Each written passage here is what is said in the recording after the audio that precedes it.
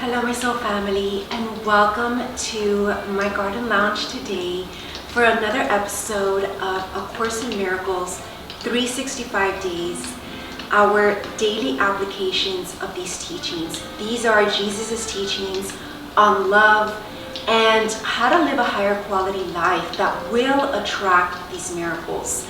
My name is Christy Ramirez. I'm a soul coach, spiritual influencer, and motivational speaker, and I am a spiritual teacher at my School of Light.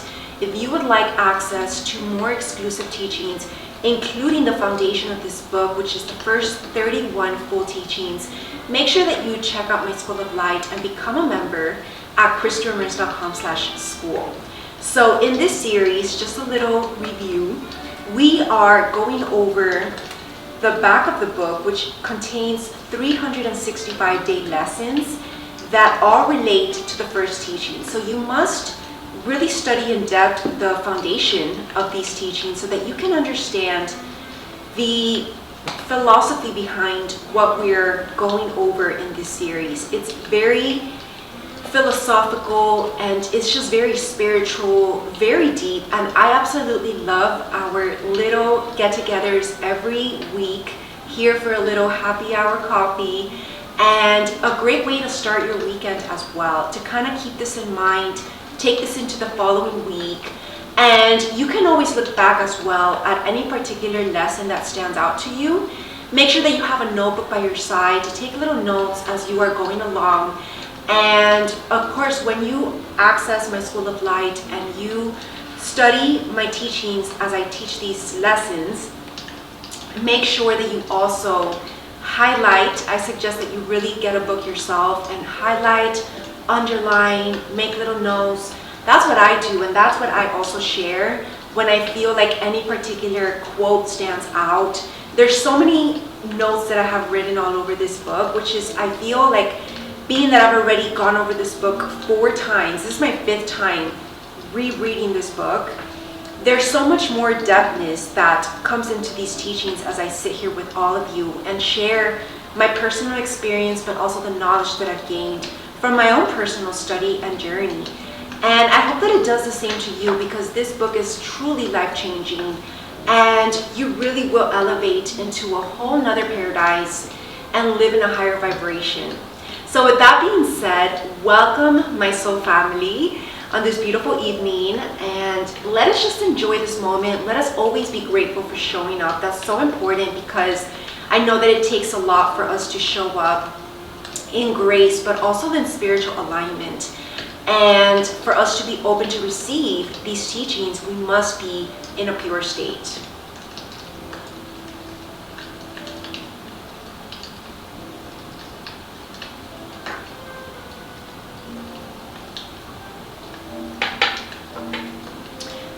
So let's get started right away. So today we are getting started with lesson 18. I am not alone in experiencing the effects of my seeing. So this gives us comfort, right? Jesus is our comforter on our journey. And that is the first thing that I mentioned in my first class of chapter 1 in my School of Light. Jesus is here to provide us comfort, support, safety, and God as well is our safe haven. So we can rest assured and rest in peace to know that we are not alone also in the effects of our seeing and whatever you are seeing. Remember, we've already learned a lot and started to break down this conditioning of what we're seeing, and recognize that everything that we see is also based on prior conditioning. Whether that's from society, from the way that you grew up, from your teachers growing up. There's so much that influences the way that we see now, hence our perception. And then the way that we see everything that we experience, whether that be relationships, whether that be your life path, whether that be your purpose, what you do on a daily basis. It can just affect everything, right? And so we're not alone in knowing that everybody else is having also this experience, that they're seeing and they're conditioning that whatever makes them see what they see, they're also experiencing their own effects, okay? So the idea for today is another step in learning that the thoughts which give rise to what you see are never neutral or unimportant. Never believe that it is unimportant, these effects of your seeing, which is why it's so important to really get down to the root of what's creating your seeing. And I know that takes work. That's what's the healing work. That's what's called doing the actual, reflection and all these things that might be difficult for some people if it's very traumatic, if anything, right? So it also emphasizes the idea that minds are joined. This is the collective consciousness, which will be given increasing stress later. So today's idea does not refer to what you see as much as to how you see it. Therefore, the exercises for today will emphasize this aspect of your perception. The 3 or 4 practice periods which are recommended should be done as follows. Selecting subjects for the application of the idea randomly, look at each one long enough to say, I am not alone in experiencing the effects of how I see blank. Conclude the practice period by repeating the more general statement, I am not alone in experiencing the effects of my seeing. A minute or so, or even less, will be sufficient. This is a really easy lesson for us today. It's just about accepting that. And as we continue with lesson 19, I am not alone now in experiencing the effects of my thoughts. So now it's more than just what we're seeing, but it's also now what we're thinking, which goes even deeper, and it really kind of unmasks, right? So you can't really run away from anything. You're always experiencing an effect. Whether or not you verbalize it, you're actually either seeing it or you're thinking it. Everything is important, even for manifestation. And again, creating these miracles and attracting these miracles is as well as manifestation. So the idea for today is obviously the reason why your seeing does not affect you alone. You will notice that at times the ideas related to thinking precede those related to perceiving, while at other times the order is reversed. And the reason is that the order does not actually matter. Thinking and its results are really simultaneous. For cause and effect are never separate, right? They're intertwined, they're interrelated. So today, we are again emphasizing the fact that minds are joined. And this is rarely a wholly welcome idea at first, since it seems to carry with it an enormous sense of responsibility and may even be regarded as an invasion of privacy. Yet it is a fact that there are no private thoughts. So despite your initial resistance to this idea, you will yet understand that it must be true if salvation is possible at all. This is where purity is the main theme, where you're needing to reach truest purity. So you can't hide away from your thoughts, from your intentions, and from what you're seeing, because what you're seeing is really based and almost like a mirror of what's in your heart, right? If you see negatively, then this can mean that you have either bitterness or unforgiveness in your heart or other negative emotions, right? And so salvation must be possible because it is the will of God. It is always the will of God to have salvation possible, right? Salvation will always be available to us. So the minute or so of mind searching, which today's exercises require, are to be undertaken with eyes closed. The idea is to be repeated first, and then the mind should be carefully searched for the thoughts that it contains at that time. As you consider each one, name it in terms of the central person or theme that it contains, and holding it in your mind as you do so say, I am not alone in experiencing the effects of this thought about blank. So the requirement of as much indiscriminateness as possible in selecting subjects for the practice period should be quite familiar to you by now and will no longer be repeated each day, although it will occasionally be included as a reminder. So do not forget, however, that random selection of subjects for all practice periods remains essential throughout. Lack of order in this connection will ultimately make the recognition of lack of order in miracles meaningful to you. So apart from the as-needed application of today's idea, at least 3 practice periods are required, shortening the length of time involved if necessary, and do not attempt more than 4.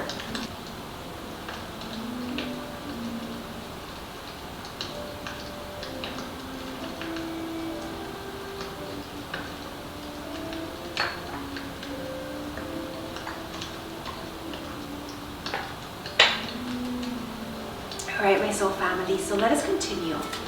Lesson 20, I am determined to see.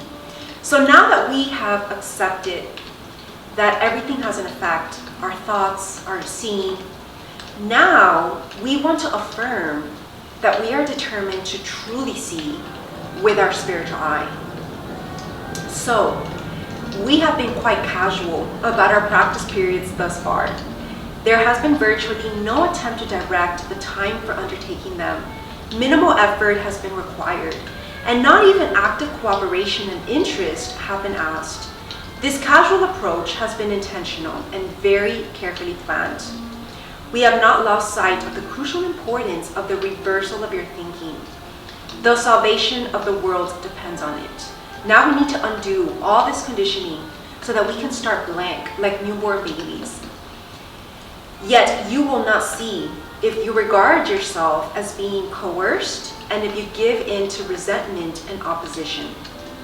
So this is our first attempt to introduce structure. This is so important. Do not misconstrue it as an effort to exert force or pressure. You want salvation, you want to be happy, you want peace, and all of this comes gracefully, right? You do not have them now because your mind is totally undisciplined, and you cannot distinguish between joy and sorrow, pleasure and pain, love and fear. You are now learning how to tell them apart, right? You're learning how to tell apart your higher self from your ego. You will always have each one on your shoulder, right? So we need to choose who we decide to listen to that day.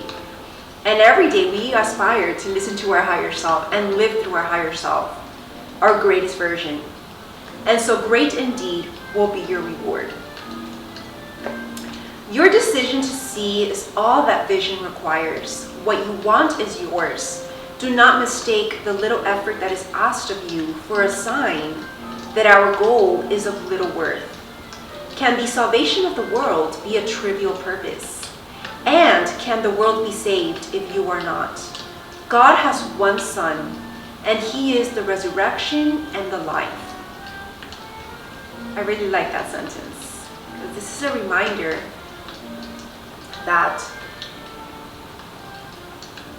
He is the giver of life, and hence these miracles. His will is done because all power is given Him in heaven and on earth. So in your determination to see is vision given you.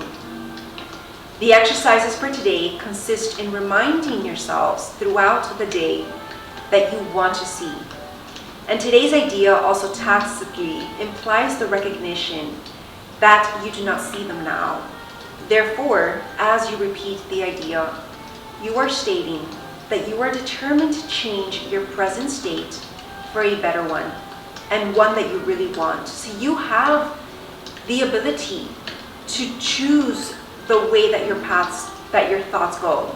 So the path of your thoughts. And hopefully it's a good one, right? So repeat today's idea slowly and positively at least twice an hour today, attempting to do so every half hour. Do not be distressed if you forget to do so, but make a real effort to remember. The extra repetitions should be applied to any situation, person, or event which upsets you. You can see them differently, and you will, and what you desire, you will see. Such is the real law of cause and effect as it operates in the world. And I am feeling very good and energetic to keep going today. So we're going to get a couple of good lessons in today.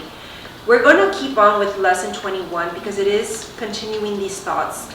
I am determined now to see things differently. So now that we're choosing how to see, we want to change our thoughts. And that's a good thing, especially if you're in a negative mindset. You want to shift your perspective. The idea for today is obviously a continuation and extension of the preceding one. This time, however, specific mind-searching periods are necessary, in addition to applying the idea to particular situations as they arise. 5 practice periods are urged, allowing a full minute for each. In the practice periods, begin by repeating the idea to yourself, and then close your eyes and search your mind carefully for situations past, present, or anticipated which arouse anger in you. The anger may take the form of any reaction ranging from mild irritation to rage, and the degree of the emotion that you experience does not matter. You will become increasingly aware that a slight twinge of annoyance is nothing but a veil drawn over intense fury. Try therefore not to let the little thoughts of anger escape you in the practice periods. Remember that you do not really recognize what arouses anger in you, and nothing that you believe in this connection means anything. You will probably be tempted to dwell more on some obvious situations than on others on the fallacious grounds that they are more obvious. And this is not so. It is merely an example of the belief that some forms of attack are more justified than others. So you will be tempted to have these little thoughts of either anger, or it could be sadness, whatever it is that's coming up. They might escape, right? They might come up, but don't let that deter you from being determined to see these things differently. So as you search your mind for all the forms in which attack thoughts present themselves, hold each one in mind and tell yourself, I am determined to see blank, could be a name of a person, differently. I am determined to see, maybe it's a situation, differently. Try to be as specific as possible as well, especially if you are currently dealing with something. So this can be very therapeutic. You may, for example, focus your anger on a particular attribute of a particular person, believing that the anger is limited to this aspect. And if your perception of the person is suffering from this form of distortion, say, I am determined to see blank in blank. So whatever attribute in this person differently. And then that's how it starts, right? So now for lesson 22. Now what I see is a form of vengeance. Now this is very interesting. Yeah, we need to continue because these are flowing into. So now whatever it is that you've seen or you've been seeing in the past is a form of vengeance. So if you're seeing something negatively, it is based on past experience, and maybe it's a form of vengeance because it's almost like you internally believe that unforgiveness will somehow be a vengeance when it's only hurting yourself. And remember, the basis of this book, A Course in Miracles, is that forgiveness must be practiced. So let us read on with this idea. What I see is a form of vengeance. Today's idea accurately describes the way that anyone who holds attack thoughts in his mind must see the world. This can also be collectively how you see the world as well, right? It's as if your thoughts will have some kind of effect, but really they're not. It's not affecting anyone but yourself. So having projected his anger onto the world, he sees vengeance about to strike at him. His own attack is thus perceived as self-defense. And this becomes an increasingly vicious circle until he is willing to change how he sees.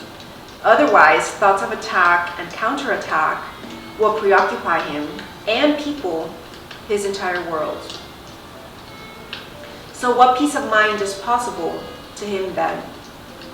It is from this savage fantasy that you want to escape. Is it not joyous news to hear that it is not real? And is it not a happy discovery to find that you can escape?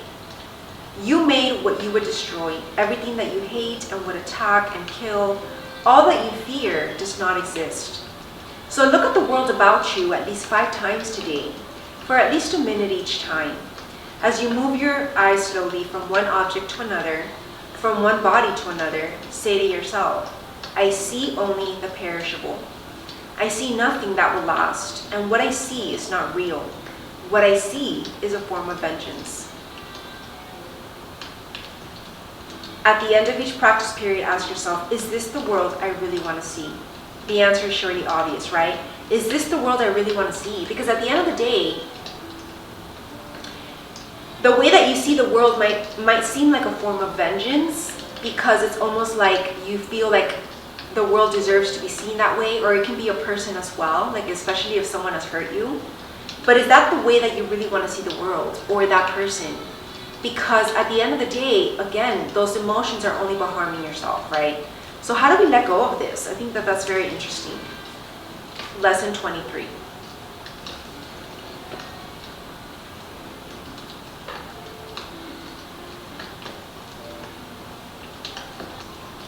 Alright, so now for lesson 23. I can escape from the world I see by giving up attack thoughts. So now this is the solution, just by simply giving it up, letting it go, giving it to God. The idea for today contains the only way out of fear that will ever succeed. Nothing else will work. Everything else is meaningless. But this way cannot fail. Every thought that you have makes up some segment of the world that you see, right? It's like little puzzle pieces put together makes the whole picture come to life, and that's the way that you perceive the world. So it's about, even therapy, this is what therapy is. It's about deciphering each little puzzle piece, which can take years, and heal through that, right? So it is with your thoughts then that we must work if your perception of the world is to be changed. It begins with the thoughts. And that gives you clues into your belief system, what you've created to be your own values. It is the cause of the world that you see is attack thoughts. You must learn that it is these thoughts which you do not want. There is no point in lamenting the world. There is no point in trying to change the world. It is incapable of change because it is merely an effect, right? There's no point. You can try to change the world, of course, through doing humanitarian acts and doing what you can, but ultimately it's still out of your control. And the reason is because the world is made up of so many people, and it's impossible to try to control all of it. Only God can do that, right? And so there is indeed a point in changing your thoughts about the world, because that's the only thing that will allow you to live in peace and enjoy and find love in all that you're living. So here you are changing the cause. The effects will change automatically. So the world you see is a vengeful world, and everything in it is a symbol of vengeance. And that can be very true, but it doesn't mean that we need to wholeheartedly believe that and even live by that, right? Because at the end of the world, in the Bible, Jesus did say, be of this world, but not of this world. So there is a level of detachment that we must live by, because we can't control the world. And God created the world, but not everything in it as well. Like afterwards, there is still this spiritual battle going on, and only God can do so much until he decides, right? So there will always be challenges, and we must live in acceptance of that. So each of your perceptions of external reality is a pictorial representation of your own attack thoughts.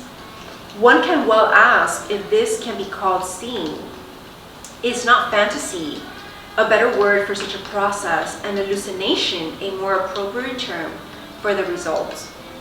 You see the world which you have made, but you do not see yourself as the image maker. You cannot be saved from the world, but you can escape from its cause. This is what salvation means. For where is the world that you see when its cause is gone? Vision already holds a replacement for everything you think you see now.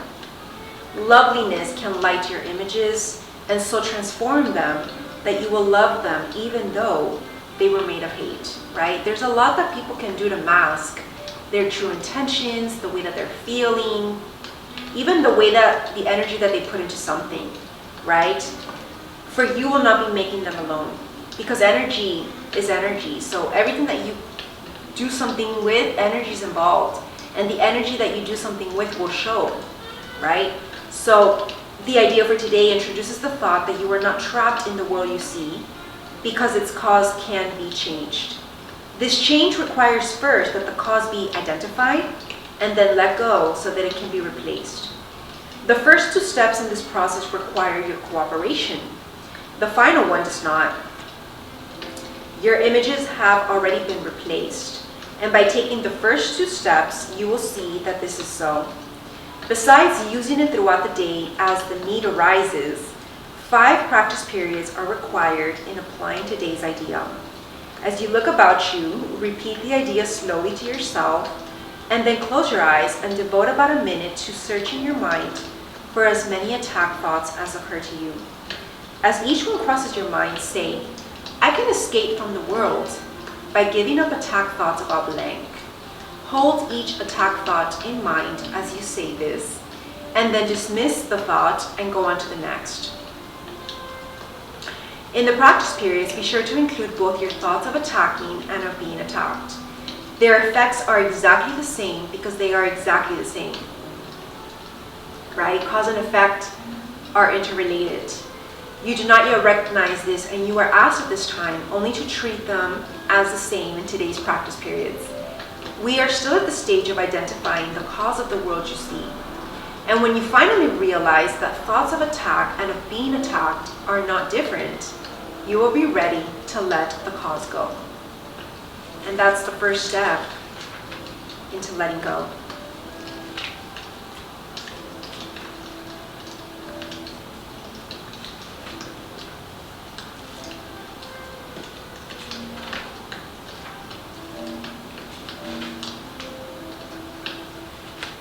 All right, so I want to continue until we reach lesson 29, because I feel like they're all really related.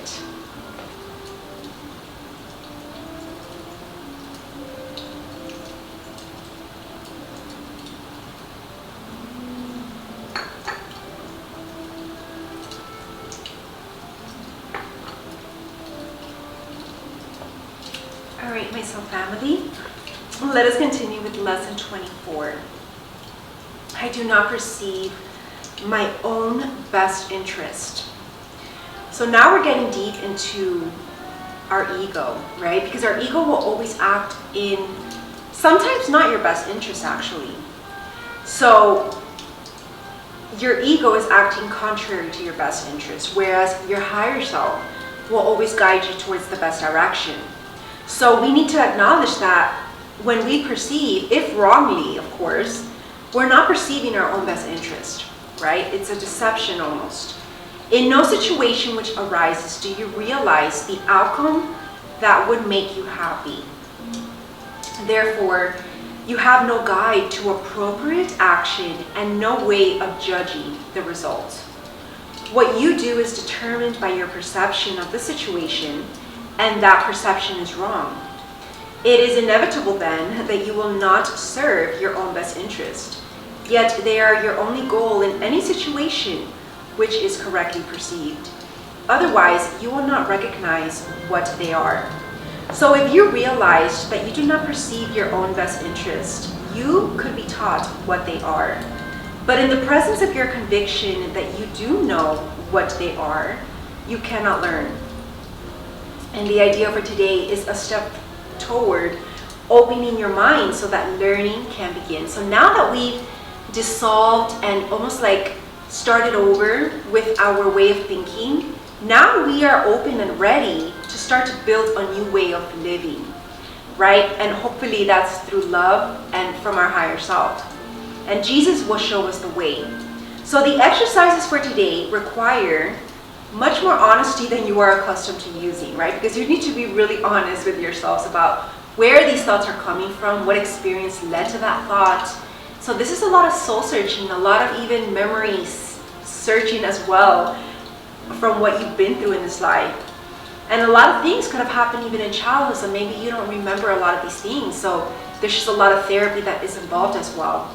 A few subjects honestly and carefully considered in each of the 5 practice periods, which should be undertaken today, will be more helpful than 5 practice periods, which should be undertaken today, will be more helpful than a more cursory examination of a large number, right? Just kind of like keep it to the point, don't overdo. Obviously, that's why, therapy sessions should be no more than an hour, because then you can just go too much deep, maybe overthink things. So just whatever comes to mind first is just deal with that and try to heal through that. And do a lot of reflection on that as well. Write on it if you want, journal, all of that helps.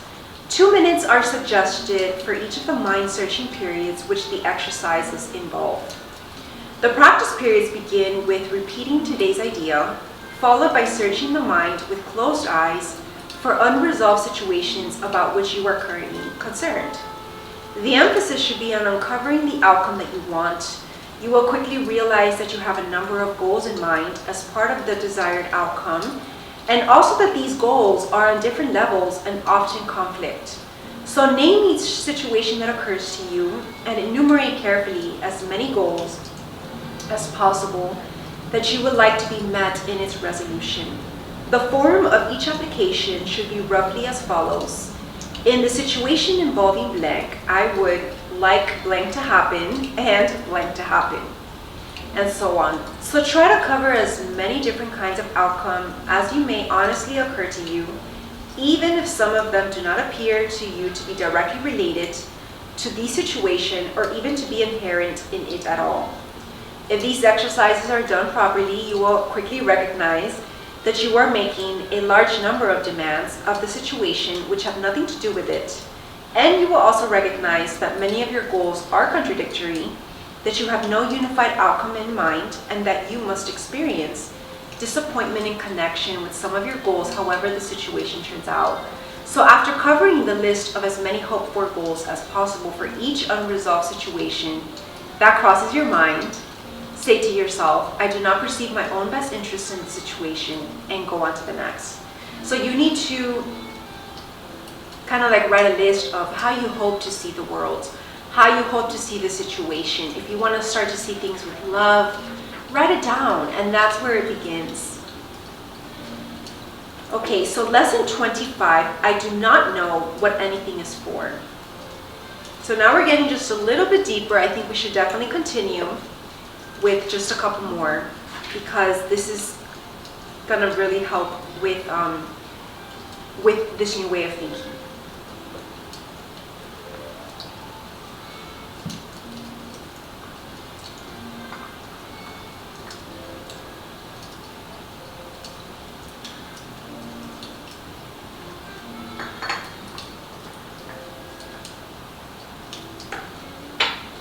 Now it's almost like we're starting like a newborn baby, right? We are affirming, I do not know what anything is for. So now we have the freedom to create new meaning.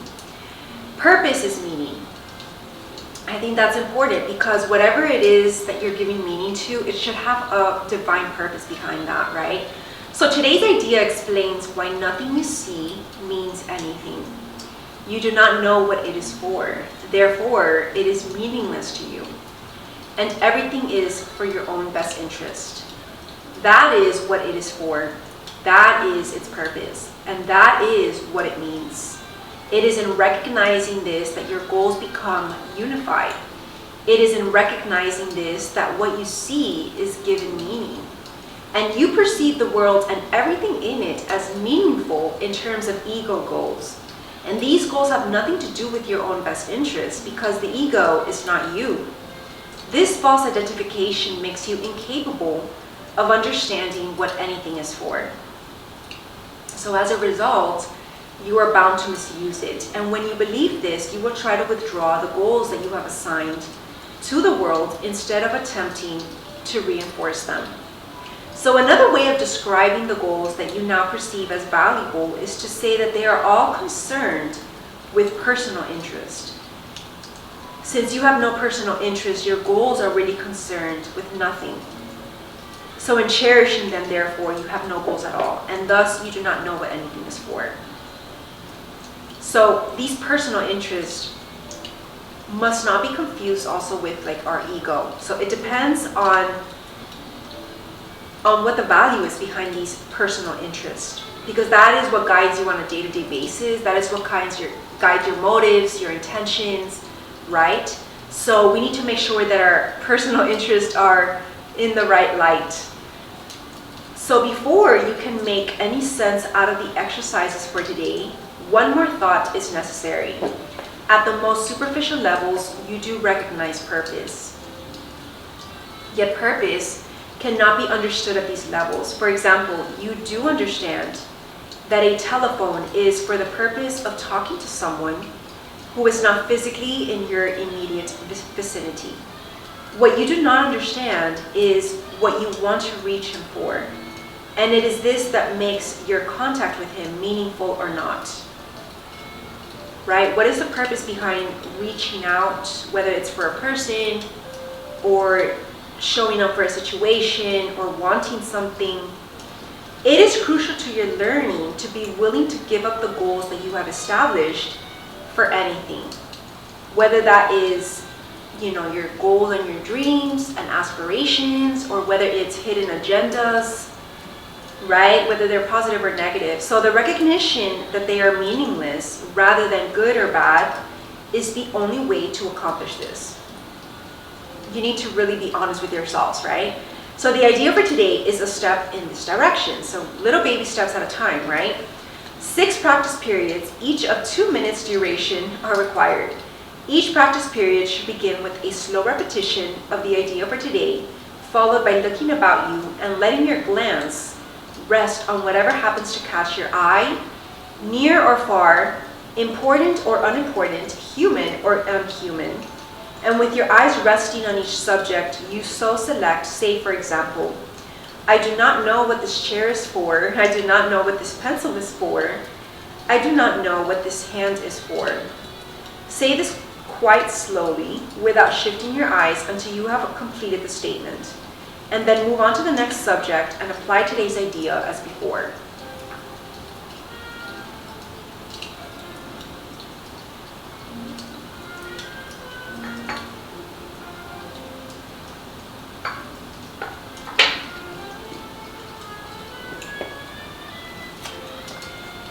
Lesson 26. My attack thoughts are attacking my invulnerability. So, these attack thoughts do have negative repercussions, right? Because they do attack your invulnerability, your ego. And then that's when you start to experience fear, doubt, insecurities. So it is surely obvious that if you can be attacked, you are not invulnerable, right? We are all susceptible to having these negative thoughts at times, right? That's part of being human. You see attack as a real threat. That is because you believe that you can really attack.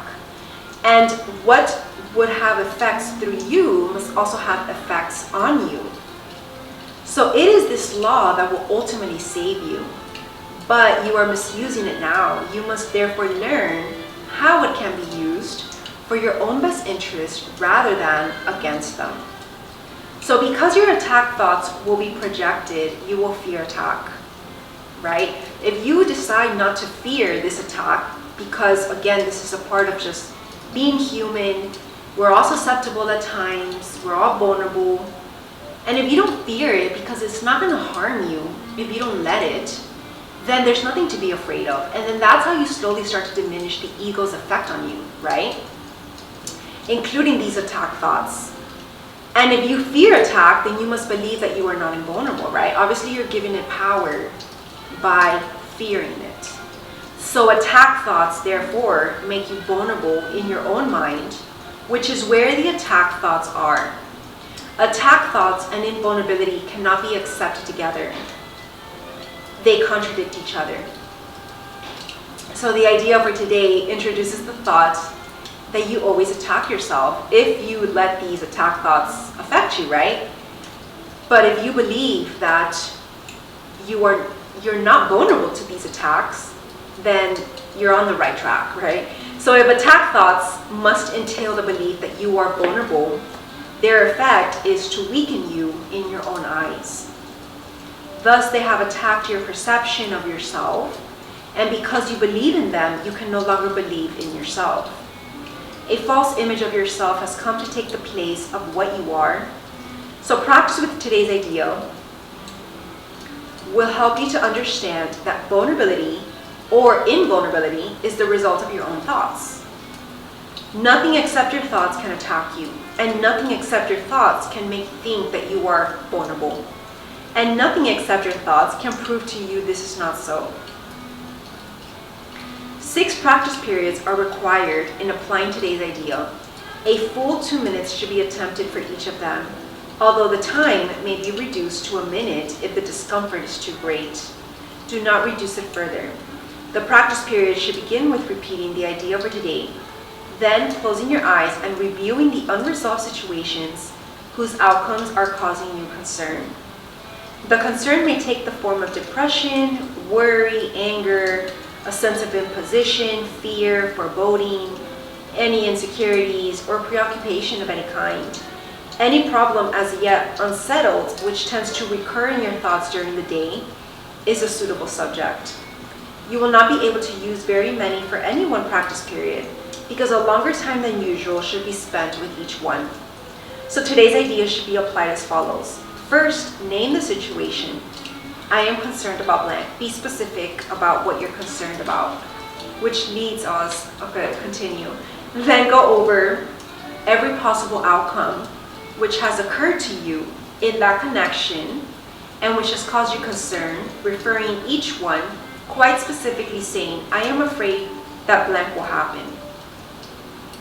So once you start to really put it into words of what it is that you're afraid of, that's when you can start to undo that fear, right? So if you're doing the exercises properly, you should have some 5 or 6 distressing possibilities available for each situation that you use, and quite possibly more. It is much more helpful to cover a few situations thoroughly than to touch on a larger number, right? It's much more efficient to quality over quantity always, right? So as the list of anticipated outcomes for each situation continues, you will probably find some of them, especially those which occur to you toward the end, less acceptable to you. So try, however, to treat them all alike to whatever extent you can. And after you have named each outcome of which you are afraid, tell yourself, that attack is an attack upon myself. So conclude each practice period by repeating today's idea once more. And that's a beautiful way of starting to see things differently. So 2 more for today, because this is going to conclude this main lesson for today. Lesson 27 is above all else I want to see. This is the main core goal that we want to truly be able to see with spiritual eyes. And something that we like what we see, right? Something positive, something high vibrational, something out of love. So today's idea expresses something stronger than mere determination. It gives vision priority among your desires. You may feel hesitant about using the idea on the ground, that you are not sure that you really mean it. This does not matter. The purpose of today's exercises is to bring the time when the idea will be wholly true a little nearer. There may be a great temptation to believe that some sort of sacrifice is being asked of you when you say that you want to see above all else. And if you become uneasy about the lack of reservation involved, add vision has no cost to anyone. If fear of loss still persists, add even further, it can only bless. The idea for today needs many repetitions for maximum benefit. It should be used at least every half hour and more often if possible. You might try for every 15 or 20 minutes. It is recommended that you set a definite time interval for using the idea when you wake or shortly afterwards, and attempt to adhere to it throughout the day. It will not be difficult to do this, even if you are engaged in conversation or otherwise occupied at the time. You can still repeat one short sentence to yourself without disturbing anything that is going on. And the real question is, how often will you remember? How much do you want today's idea to be true? Right? You need to really ask yourself how much you really want change. Answer one of these questions and you have answered the other. You will probably miss several applications and perhaps quite a number. So do not be disturbed by this, but do try to keep on your schedule from then on. If only once during the day you feel that you were perfectly sincere while you were repeating today's idea, you can be sure that you have saved yourself many years of effort.